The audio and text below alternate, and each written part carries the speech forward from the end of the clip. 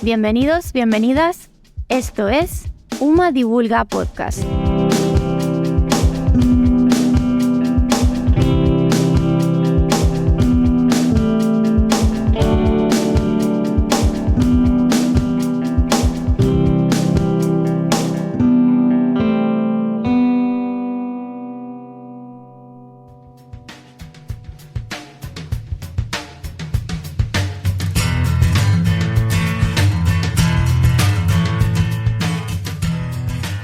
Bienvenidas, bienvenidos a este nuevo episodio de Doctorando que no es poco, un podcast de UMA Divulga. En este capítulo, enmarcado en la celebración del Día Internacional de la Mujer y la Niña en la Ciencia, que grabamos desde la sala de podcasting del Servicio de Formación e Innovación de la Universidad de Málaga, analizaremos por qué es importante y qué significa investigar con perspectiva de género. Exploraremos cuáles son los obstáculos en una investigación feminista y conoceremos más sobre los estudios de género que se realizan en la Universidad de Málaga. Para hablar de todo esto nos acompañan Carmen Cortés Zaborras, coordinadora del programa de doctorado en Igualdad y Género y directora del Instituto Universitario de Investigación de Género e Igualdad de la Universidad de Málaga, IGIUMA, y la doctoranda Sara Espósito, del programa en Educación y Comunicación Social, y Alba Trujillo López, del programa en Igualdad y Género. Comenzamos.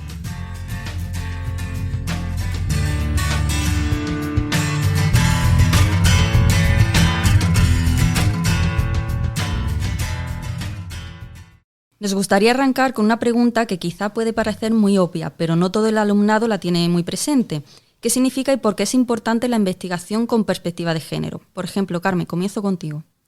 La adopción de la perspectiva de género en una investigación significa que evitamos hablar siempre de lo mismo, de lo que se ha investigado hasta ahora, que normalmente tiene una mirada androcéntrica. Y lo que me gustaría señalar es la importancia que tiene la adopción de la investigación, de la perspectiva de género en la investigación. Porque sin perspectiva de género, la investigación produce resultados parciales, menos rigurosos y en ocasiones injustos o incluso dañinos para parte de la población. La investigación con perspectiva de género mejora la calidad y el rigor científico. Al incluir el género como variable explicativa se reducen los sesgos y los errores, con lo que los resultados son más precisos y válidos. Las investigaciones sin esta perspectiva pueden llegar a conclusiones incompletas o equivocadas y pueden dar lugar a respuestas perjudiciales, como ya he dicho. Por otro lado, aumenta la relevancia social y el impacto de la investigación, puesto que hacerse preguntas sobre cómo viven la realidad las mujeres y otros colectivos identitarios da lugar a resultados cuya aplicación es mayor en ámbitos como la educación, la sanidad, el trabajo, la tecnología, entre otros muchos. Y hacer esto consigue que se beneficie de la investigación una parte mayor de la sociedad. Máxime si consideramos la perspectiva interseccional, que permite contemplar otras variables interrelacionadas como la raza, la clase, la religión, etc. La perspectiva de género en la investigación también reduce las desigualdades y promueve los derechos humanos, ya que permite dar luz sobre desigualdades estructurales tales como la violencia, las brechas salariales, el acceso a los recursos, que si no, de otra manera, permanecen ocultas. Por lo tanto, la investigación con perspectiva de género es también clave para avanzar en la igualdad de oportunidades y en el cumplimiento de los derechos humanos y los Objetivos de Desarrollo Sostenible, particularmente el número 5.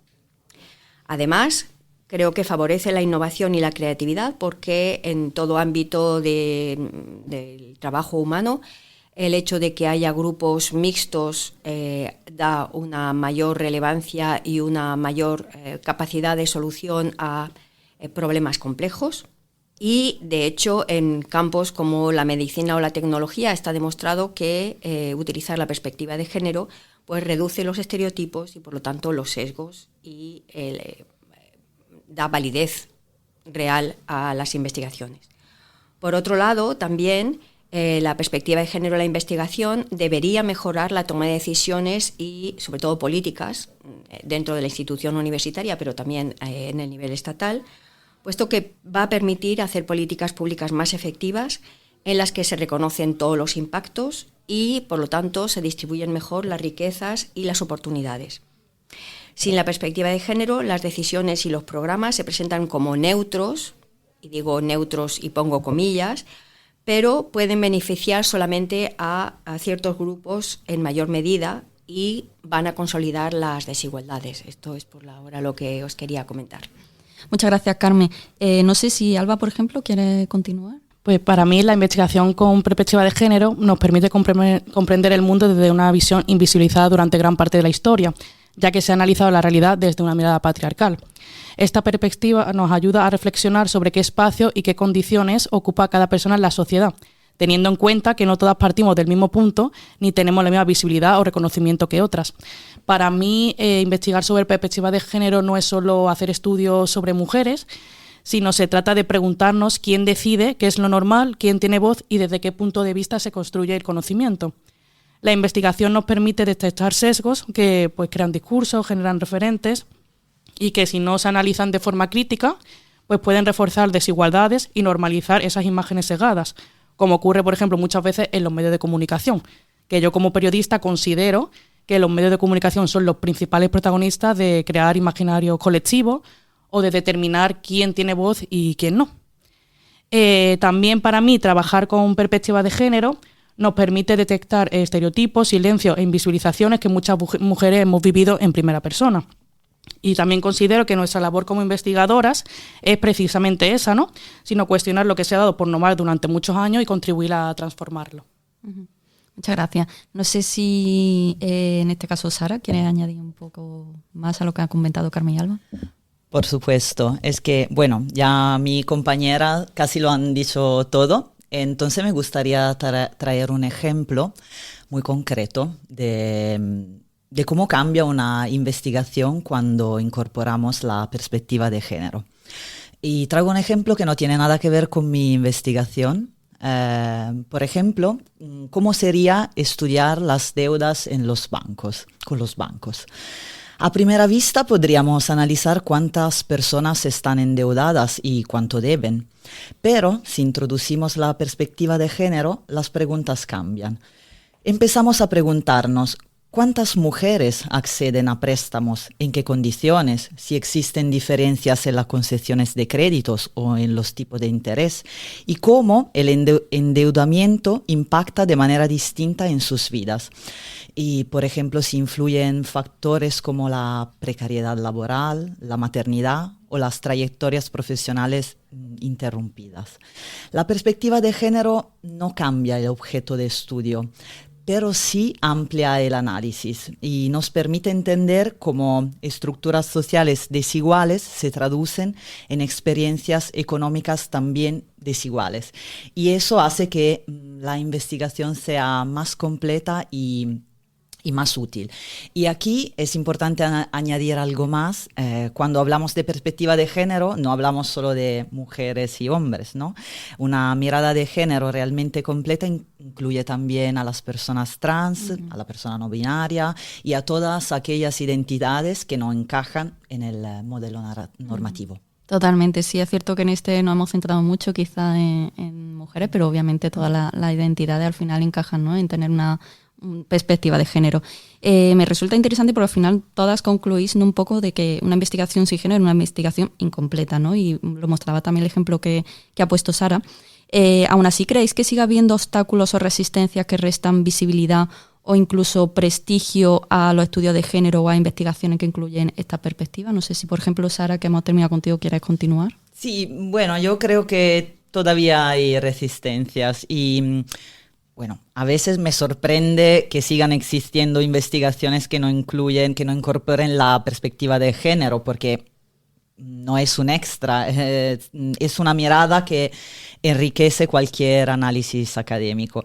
Y es verdad que hay campos donde está un poco más normalizada, como por ejemplo la antropología, la comunicación o la sociología, donde no sé cómo decirlo, pero bueno, que forma parte casi natural del enfoque. Uh-huh.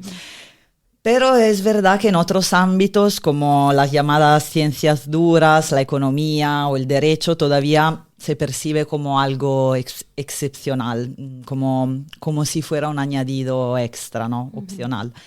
Y un poco es ahí donde aparece la resistencia, cuando se piensa que introducir la perspectiva de género resta objetividad o prestigio, y en realidad ocurre lo contrario, porque integrarla justamente permite hacer preguntas más completas, como hemos dicho hasta ahora.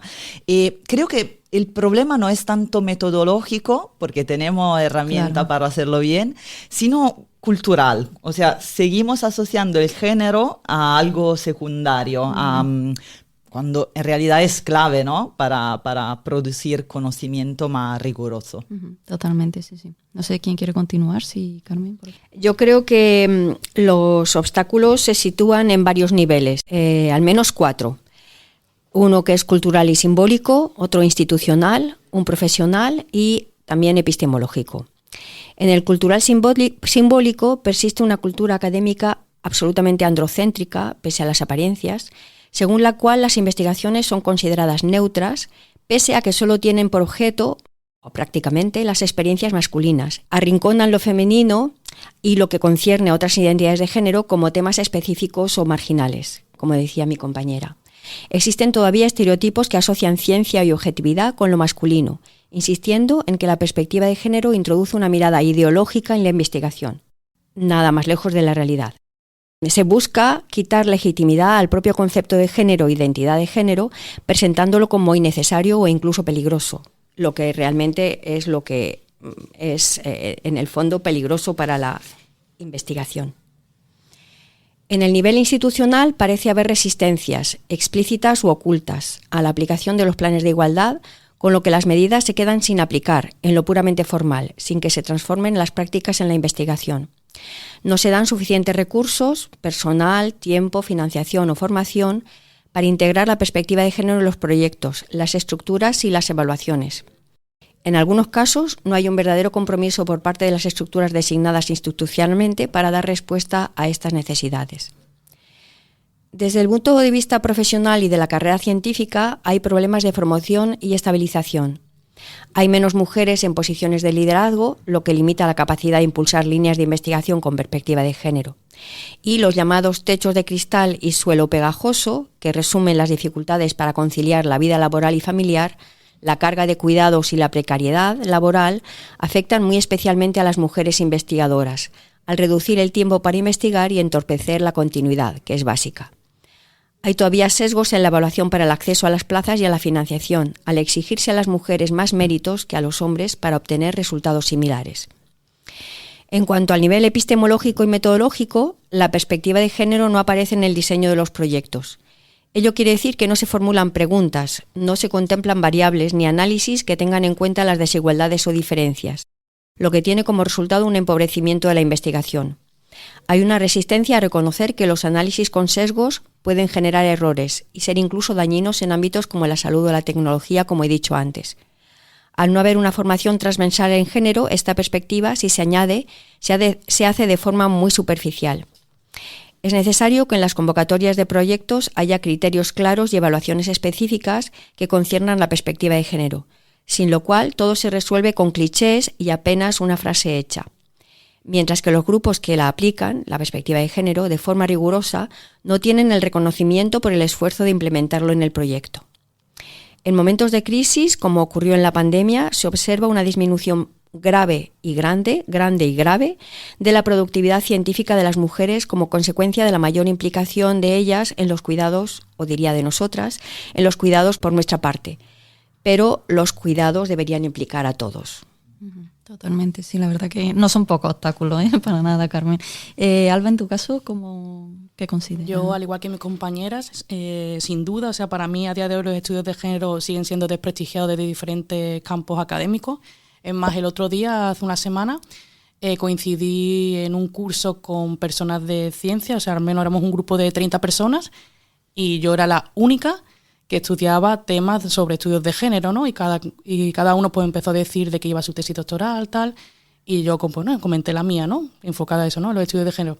Y siempre yo creo que una nota las miradas raras. te miran extraño, ¿no? Ujú. Yo creo que ellos consideran que si no son descubrimientos científicos, no es una investigación válida. Ujú. O sea, considero que muchos de ellos creen que lo que nosotras estudiamos es más un hobby o una tontería que algo importante en la sociedad. A mí me da mucha pena porque yo creo y considero que en nuestro campo académico, ¿no?, lo que está en disputa es el relato y quién lo cuenta, y considero que más que nunca, con el clima político que tenemos en el mundo, es importante contrarrestar los relatos oficiales y los discursos de odio con evidencia empírica e investigaciones académicas, ¿no? Muchas veces, pues como he dicho, se perciben como menos rigurosas o incluso como investigaciones políticas, cuando en realidad lo que hace es ampliar el análisis y tener otros puntos de vista que hacen que el cambio en esta sociedad empiece desde una misma. Claro. Esto provoca que estas investigaciones de género pues tengan menos visibilidad, menos financiación o menos reconocimiento académico. Para mí es un tema imprescindible dentro de cualquier disciplina. Es verdad que, sin embargo, cada vez más evidente que una investigación que ignora las desigualdades de género ofrece una visión parcial de la realidad, como han dicho mis compañeras. Por eso, aunque las resistencias existen, también estamos en un momento en el que creo que los estudios están demostrando que son legítimos y que aumenta el valor científico y social de una investigación siempre que se incorpore, ¿no?, estas perspectivas de género. Ujú. Totalmente, sí, vamos. Además hay unos casos de investigaciones, ¿no? Por ejemplo, recuerdo, ¿no?, el tema de cinturones de seguridad y demás, que no se ha tenido en cuenta, por ejemplo, la morfología quizá de una mujer o una embarazada, etcétera. Y al final eso obviamente pues influye, ¿no? Y es una pena, ¿no? Porque al final, como tú dices, son sí resultados científicos, pero al final falta esa parte, falta tener en cuenta esa parte de la sociedad. Ya que has comentado tu tema de tesis, me gustaría que en vuestro caso, Sara y Alba, me contarais por qué decidisteis que vuestra tesis tenía que enmarcarse en los estudios de género, tener esta perspectiva. Y bueno, ya de paso, pues eso, contarnos también un poco de cuál es vuestro objeto de estudio, así un poco resumidamente. Por ejemplo, Alba, ya que lo has mencionado. Pues en mi caso, decidir que mi tesis se enmarcara dentro de los estudios de género fue casi inevitable. Mi interés siempre ha estado relacionado con el periodismo musical, ¿no? Y sobre todo con los géneros musicales que engloban la cultura underground, ¿no? Por ejemplo, el rock y el punk. Cuando me decidí por estudiar estos géneros musicales en prensa a nivel académico, me di cuenta que las mujeres no aparecían en el relato. Y si aparecían, lo hacían de una manera pues, o secundaria o muy estereotipada. Hay que tener en cuenta que culturalmente yo creo que se nos ha enfocado, por ejemplo, el género del rock a la masculinidad, ¿no? Ya que son unos géneros transgresores, como muy brutos, entre comillas, o muy vastos, y a las mujeres pues se nos ha asociado más pues a géneros musicales pues como el pop o la balada romántica. Y ya no solo me quise enfocar en cuándo aparecían, sino en cómo mediáticamente aparecían esas mujeres. Entonces, mi objetivo principal de la tesis es analizar cómo la prensa representa a las artistas femeninas en los festivales de música españoles, ¿no? Desde X años hasta la actualidad, y ver la comparación que obtienen con sus contrapartes masculinas. Es decir, en qué aspectos se fija la prensa a la hora de hablar sobre grupos o bandas masculinas y cómo lo hacen con el género femenino. Por ejemplo, para mí también, incorporar la perspectiva de género fue fundamental pues para poder identificar sesgos, silencio y desigualdades que desde enfoques tradicionales han pasado desapercibidos. Y ya no solo es una elección teórica para mí, sino que forma parte de hacer una investigación pues, más completa, más crítica y más conectada con la realidad cultural y social que vivimos actualmente. Claro, lo que comentaba un poco también en la pregunta anterior, ¿no? De contrarrestar estos discursos también que hoy día prevalecen o están más en boga. Y en tu caso, Sara, ¿por qué decidiste? Y cuéntanos un poquito también sobre tu investigación. Por supuesto. Bueno, también en mi caso la perspectiva de género no fue una elección añadida, sino una necesidad verdadera. Yo investigo la autosexualización de las mujeres en redes sociales. Y sinceramente no es un objeto de estudio que se pueda analizar sin estudios de género. Lo que me encontré muy pronto es que gran parte de la literatura tiende a leer la autosexualización únicamente como un peligro, como algo que refuerza la objetivación y reproduce los sesgos patriarcales. Y aunque ese riesgo existe muy fuerte, a mí me interesaba no quedarme solo ahí. desde mi formación como antropóloga, prefiero acercarme a la autosexualización como un fenómeno social, intentando un poco quitarme las gafas morales. No la leo, claro, automáticamente como empoderamiento, pero sí como una forma de agencia de las propias mujeres. Una agencia que a veces es muy consciente de las lógicas del capitalismo de las imágenes, de la pornificación de la cultura, y otras veces lamentablemente no tanto. Y mi interés es entender por qué, qué empuja a muchas mujeres a expresarse de forma más sensual y qué estereotipos de feminidad están en juego hoy y cuáles son las consecuencias de todo eso. Y lo explico así porque incluso dentro de la misma perspectiva de género no hay una sola lectura posible. Hay debates, tensiones, posiciones muy diferentes. Y eso refleja lo compleja que es la realidad que investigamos. Precisamente por eso creo que es un enfoque tan necesario, porque no simplifica, sino que nos obliga a pensar mejor. Totalmente, sí. Hay una cosa, ¿no?, de las que has dicho, ¿no?, que al principio decías que la literatura lo veía más como un peligro, y es justamente eso encadena un poco la siguiente pregunta, ¿no? ¿Qué es lo más sorprendente o lo indignante que habéis descubierto hasta ahora en vuestro estudio? No sé cómo, quizás a lo mejor no la lleváis tan desarrollada la tesis, pero bueno, ¿habéis tenido algún problema de vacío documental, de sesgo en las fuentes, en este caso, por ejemplo, o en los datos? Gracias, Ismael. La pregunta es muy interesante porque sí, lo que me sorprendió mucho desde el principio es que cuando hablamos de autosexualización, casi automáticamente todas y todos pensamos en mujeres. Sin embargo, también hay hombres que se autosexualizan en redes sociales y lo interesante es observar el doble estándar con el que se interpreta el fenómeno. Cuando los hacen los varones, suele leerse como, no sé yo, como seguridad, éxito, incluso estrategia de visibilidad. Y cuando lo hacemos nosotras, aparece rápidamente el juicio moral, la sospecha y la preocupación. Y eso revela un sesgo muy fuerte en las fuentes y en la producción académica que tiende a problematizar casi exclusivamente el cuerpo femenino. En mi caso, más que un vacío de datos, me he encontrado con un marco interpretativo muy condicionado por la moral, por mirada normativa, ¿sabes? Claro. Y eso me ha obligado a leer un poco críticamente la literatura existente, ¿no? Y a proponer a lo mejor otra mirada, ¿no? Otras posibilidades, y a preguntarme no solo qué se está estudiando, por qué estudiamos la autosexualización, sino por qué ciertas prácticas generan alarma solo cuando las protagonizan las mujeres. Claro. Y en tu caso, Alba, ¿te has encontrado algo que hayas dicho hoy? En mi caso también. Para mí, una de las cosas más sorprendentes y también indignantes que he encontrado que cuando las mujeres aparecen en prensa, por ejemplo, que son las mujeres en los festivales de música, a pesar de que su visibilidad mediática sigue siendo mucho inferior a la de los hombres, la noticia normalmente no trata sobre su música, sino más que nada sobre temas extramusicales, es decir, noticias que se basan más en la vida o en el aspecto físico del artista que en su música, cosa que no pasa en la música de los hombres. Y también yo creo que esto obviamente no pasa solo en el tema de la música, sino en cualquier aspecto cultural.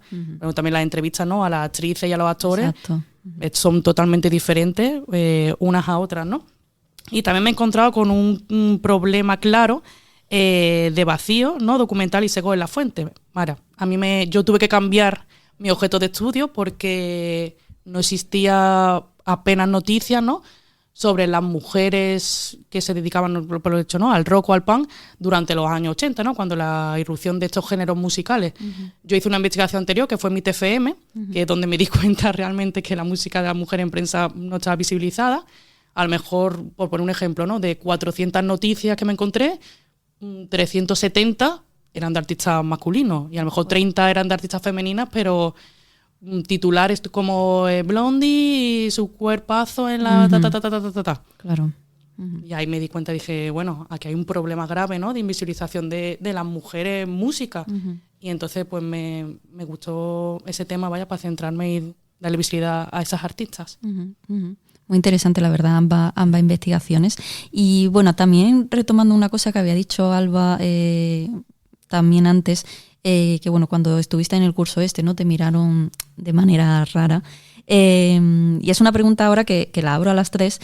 ¿Os habéis sentido alguna vez cuestionadas en congresos o en seminarios? ¿Alguna vez os han insinuado que en vuestra investigación es activismo, también como un poco lo que contaba Alba, más que ciencia, ¿no? ¿O habéis sentido que vuestro trabajo tiene que ser el doble de riguroso para que os tomen en serio? Por ejemplo, ahora Carmen, retomo contigo.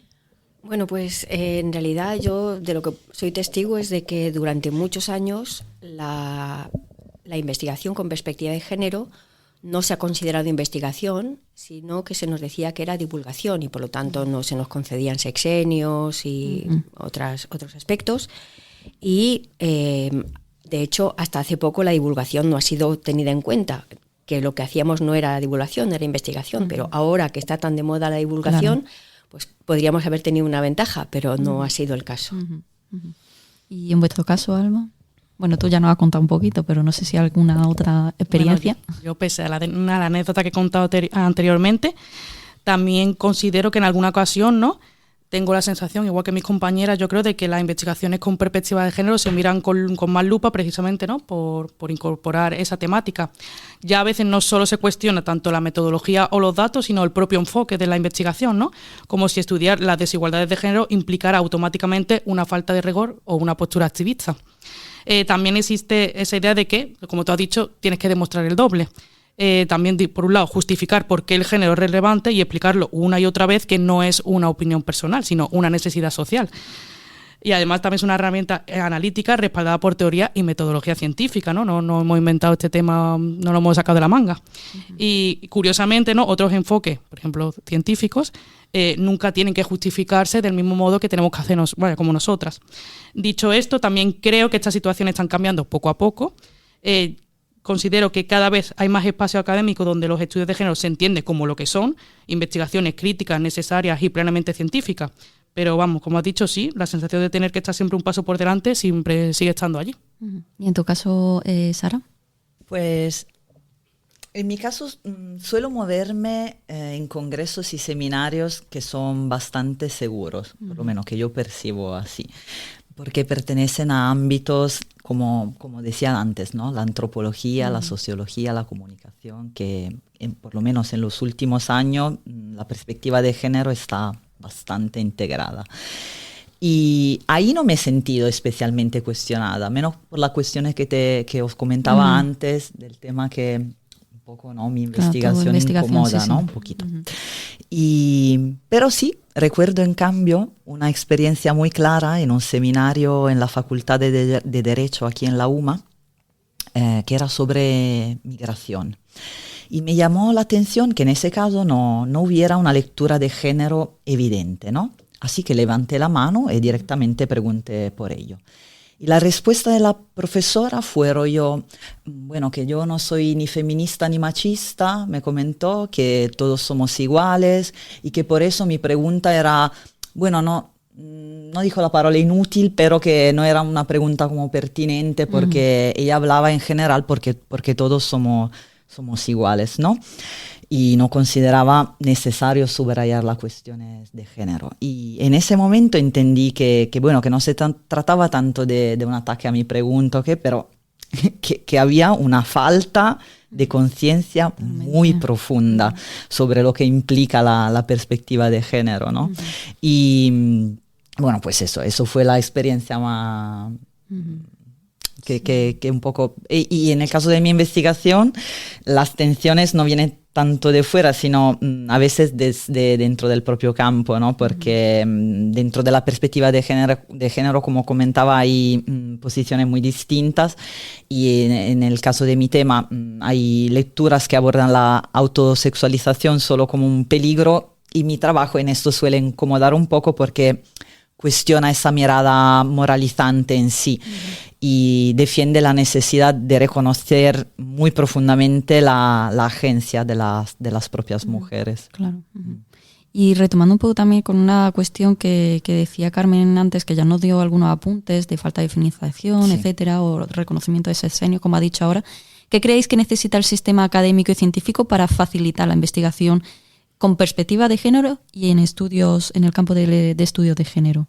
Bueno, pues yo creo que debe haber grandes cambios que deben ser, a mi parecer, estructurales, culturales y metodológicos para que la universidad pueda incorporar realmente el género en todos los ámbitos.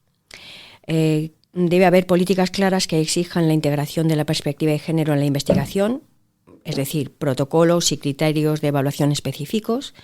Por otra parte, los órganos de gobierno universitario deben comprometerse para considerar el género como criterio de calidad científica y responsabilidad social. Y con ello, en realidad, se alinearían completamente con las normativas europeas y estatales que definen la perspectiva de género como un pilar de la ciencia y la innovación, como ha ocurrido con el programa ERA o en el Horizonte 2020, y sigue ocurriendo. El personal, tanto investigador como evaluador, debe recibir formación específica sobre cómo incorporar la perspectiva de género en el diseño, ejecución y difusión de las investigaciones. Se debe procurar desarrollar las competencias que permitan identificar sesgos de género en las preguntas, las muestras, los instrumentos, el análisis de los datos y la interpretación de los resultados. Y es necesario, pues, fomentar la creación y correcto funcionamiento de formaciones en grado y posgrado con perspectiva de género para que se fortalezca la masa crítica de especialistas. También deben tomarse medidas activas para garantizar la participación equilibrada en los equipos, en el liderazgo de proyectos y en los órganos de decisión. Creo que deben aplicarse políticas de conciliación, lucha contra la violencia y acoso que permitan que todas las carreras sean sostenibles, lo que por ahora no está ocurriendo en general. Hay que implementar sistemas de evaluación y promoción que corrijan las penalizaciones que se derivan de la maternidad, los cuidados y de carreras no lineales. Desde el punto de vista metodológico, se debería exigir que los proyectos analicen, cuando sea relevante, las diferencias entre géneros en las formulaciones iniciales, la selección de las muestras, los análisis y las conclusiones. Y deben desarrollarse modelos para que los equipos consideren el género de forma transversal y no de forma aislada o excepcional. Se debe cuestionar fuertemente la supuesta neutralidad de la investigación que contiene sesgos androcéntricos, como ya he apuntado. Y, como ya hemos dicho, han dicho mis compañeras, los estudios de género y feministas deben ser considerados como un campo legítimo de investigación que genera conocimiento, que no es en absoluto un campo o un ámbito marginal o anecdótico. Por lo tanto, es necesario que los materiales docentes y la investigación queden libres de estereotipos y den la relevancia que les corresponde a las aportaciones de las mujeres en todos los ámbitos, muchísimas veces ocultada y utilizada por colegas hombres. Y en vuestro caso, Alba y Sara, como doctorandas, ¿no? Porque quizá a lo mejor vuestra experiencia dentro del sistema académico y científico, ¿qué creéis que se puede hacer para facilitar esta investigación? Yo creo que el sistema académico necesita, por un lado, reconocer los estudios de género como una línea de investigación legítima y transversal, no como he dicho anteriormente, como algo accesorio o ideológico. Eso implica que, por favor, no tengamos que justificar constantemente porque el género es una categoría de análisis relevante, ¿no? También considero que hace falta más recursos y más apoyo institucional, por ejemplo, financiación específica, acceso a archivos y bases de datos bien cuidados y también mayor reconocimiento en los criterios de evaluación científica. Muchas investigaciones con perspectiva de género, ¿no? Como me pasó a mí, por ejemplo, se enfrentan a esos vacíos documentales que podrían solucionarse con una mejor política de conservación y digitalización. Y por último, creo que es fundamental, como ha dicho Carmen, ¿no? La formación en perspectiva de género dentro de la universidad, ya tanto para investigar como para evaluar, ¿no? Porque hay profesores que no tienen ni idea de perspectiva de género y eso influye mucho, ¿no? A la hora de evaluar sobre X temas, ¿no? Relacionados con el género. Cuando quienes revisan o evalúan o dirigen entienden esta perspectiva, la investigación puede desarrollarse con más libertad, más rigor y sin tener que demostrar constantemente su legitimidad. Claro, sin estar en un examen constante, ¿no? De por qué. Bueno, Sara, no sé si quieres añadir algo más. Tengo muy poco que añadir, que mi compañera lo han dicho todo perfecto y yo también insisto mucho en la formación porque el sistema académico necesita apostar por la perspectiva de género desde el inicio, no solo en etapas avanzadas, ¿no? O en líneas especializadas. sería fundamental que desde los primeros cursos de grado y en todas las facultades, eso lo subrayo, existieran asignaturas que trabajaran estas cuestiones de forma transversal, como ha dicho Alba. Y además eso no puede recaer solo sobre el alumnado, los profesores que ya están en activo, que reciban formación específica, ¿no? Porque la perspectiva de género no es algo que se improvise y se tiene que aprender como cualquier otro enfoque. Si queremos investigaciones más rigurosas y menos sesgadas, el cambio tiene que ser estructural y no puede ser individual. Totalmente, sí, hay que interiorizarlo mucho más. Ahora me gustaría centrarme un poco en Carmen como tu labor como directora del IGIUMA, del Instituto Universitario de Investigación de Género e Igualdad. Cuéntanos un poco en qué consiste el instituto y cómo es la investigación en estudios de género con perspectiva feminista que se hace desde la UMA y que recogéis un poquito en el instituto. Bueno, para empezar hay que decir que el Instituto Universitario de Investigación de Género e Igualdad acoge a más de 160 personas, investigadoras e investigadores de ramas muy diferentes dentro de la UMA. Y tenemos también investigadores, dijéramos, asociados de otras universidades y también del extranjero. Tenemos 5 líneas de investigación. La primera, Ciencias de la Salud, Ingeniería y Arquitectura. La segunda, Psicología, Educación, Económicas, Derecho y Sociología. La tercera, Historia, Geografía y Arte. La cuarta, Filosofía y Filología. Y la quinta, Comunicación y Traducción. Y dentro de estos ámbitos, grandes ámbitos, las investigadoras e investigadores tienen líneas que van, por poner tan solo algunos ejemplos, desde el ciberfeminismo al neovictorianismo, la epigrafía funeraria, la historia de la didáctica o las mutilaciones genitales femeninas, por tan solo poner uno de los muchos, cientos de líneas de investigación. Y en IGIUMA, además de hacerse investigaciones en el seno de una determinada disciplina, son habituales las investigaciones interdisciplinarias e incluso transdisciplinarias, dada la riqueza de las visiones, el rigor de las investigaciones que se han hecho hasta ahora y que se siguen haciendo, y la capacidad colaborativa de todas y todos sus integrantes. Muy importante, sí. ¿Y cómo puede el instituto ayudar a un doctorando o una doctoranda, y al resto del personal investigador? No sé qué pueden encontrar ahí, si pueden unirse, si ofrece formación, actividades, recursos, para quienes están investigando en estudios de género o feministas, o para quienes estén empezando y no saben cómo incorporar esta variable de género. Bueno, pues efectivamente las doctorandas y los doctorandos que trabajan con perspectiva de género son muy bienvenidos y bienvenidas, por supuesto, evidentemente, y de hecho ya hay personas que están en el instituto trabajando, o sea que aquí tenemos 2 ejemplos magníficos.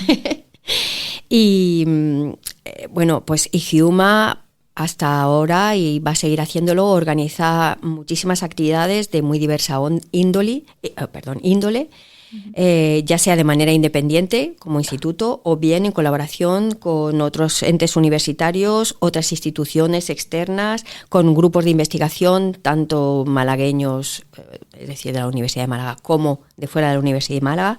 Y evidentemente en estas actividades cualquier persona es bienvenida para, si alguien quiere acercarse a ver lo que se está haciendo desde la perspectiva de género. Y evidentemente también las personas que están realizando sus tesis doctorales. Estamos intentando, por otro lado, proponer enseñanzas para formaciones para que los investigadores y las investigadoras que aún no conocen la perspectiva de género pues puedan introducirse con garantías en ella, pero estamos en ello. Invitamos a todas las personas que quieran a echarle un ojo a vuestra web. Dejaremos también luego el enlace en la descripción del episodio. Nos gustaría ahora cerrar el capítulo con una última pregunta que, casi siempre hacemos. Sabemos que es muy difícil dar consejo, ¿no? Pero, ¿qué le diríais a aquellas personas que quieren incorporar la perspectiva de género a su investigación, pero no saben por dónde empezar? O que se ven un poco, como habéis comentado, ¿no? A veces menospreciadas por estar investigando en este tema. Pues mira, mi consejo sería empezar por preguntarse siempre quién aparece, quién no y el por qué. Tener en cuenta que incorporar la perspectiva de género no significa, como he dicho anteriormente, hacer un apartado solo de mujeres, sino que es analizar cómo las desigualdades y los estereotipos influyen en el objeto de estudio. También creo que es muy útil acercarse a la teoría y a la bibliografía especializada, ¿no? Leer autoras clave, revisar estudios previos y familiarizarse con conceptos, ¿no? Como los roles de género, la interseccionalidad. También en mi campo, por favor, escuchar a artistas femeninas, muy importante. Y sobre todo, pues eso, no tener miedo de que el enfoque de género sea cuestionado. Hay que tener en cuenta siempre que es una herramienta científica crítica y rigurosa, ¿no? Que enriquece cualquier tipo de investigación. Y bueno, pues eso, empezar poco a poco a hacerse preguntas abiertas, ¿no? Y a observar los patrones de desigualdad es un buen primer paso para transformar la investigación y generar conocimientos más completos y más justos. Y no tenerle miedo a estudiar sobre género ni a que nadie te cuestione sobre ello. Claro, totalmente. No sé, Carmen o Sara. Bueno, mi consejo es muy sencillo y de hecho ya lo ha dicho Alba. Para comenzar, siempre uno debe preguntarse o una debe preguntarse de manera rigurosa si la investigación que está realizando o que va a empezar considera desde la base, desde el principio, las diferencias y las desigualdades que se hallan ancladas en nuestra vida social. ¿Y Sara? Yo llegué a los estudios de género buscando respuestas muy claras. Y no la encontré. O sea, que quería entender por qué el cuerpo y la sexualidad de las mujeres generan tanto rechazo y todavía no lo he conseguido. Pero lo gracioso es que allí no encuentras respuestas fáciles, ¿no? Encuentras más preguntas y que son mucho más interesantes. Y eso me enseñó algo clave, a investigar sin moralizar. Así que mi consejo es perder un poco el miedo y lanzarse a lecturas feministas los más interseccionales posible, incluso aunque al principio parezcan lejanas al tema, ¿no? Que tú quieres tratar. Y no siempre van a dar soluciones, pero casi siempre te van a ayudar a hacer mejores preguntas. En investigación, hacer buenas preguntas ya es medio trabajo hecho. Así que eso es mi consejo. Muchas gracias. Nos quedamos con estos apuntes, con estas buenas prácticas, ¿no? En género e igualdad que nos habéis aportado las tres. Muchísimas gracias por contarnos vuestra experiencia e investigación en estudios de género. Y recordamos a las personas que nos escuchan que dejaremos, como decía antes, los enlaces a diferentes recursos relacionados con la temática de este programa, el instituto, etcétera. Incluso a una guía, ¿no? De buenas prácticas en sí, que está publicada en UMA Editorial, la editorial de la Universidad de Málaga. Y también os invitamos a que nos enviéis vuestras preguntas, dudas o sugerencias de temas que queráis que tratemos en futuros episodios a través de nuestras redes sociales, @umadivulga en Twitter e Instagram, o bien en el correo electrónico umadivulga@uma.es. Gracias por acompañarnos en Doctorando que no es poco y nos escuchamos en el siguiente capítulo.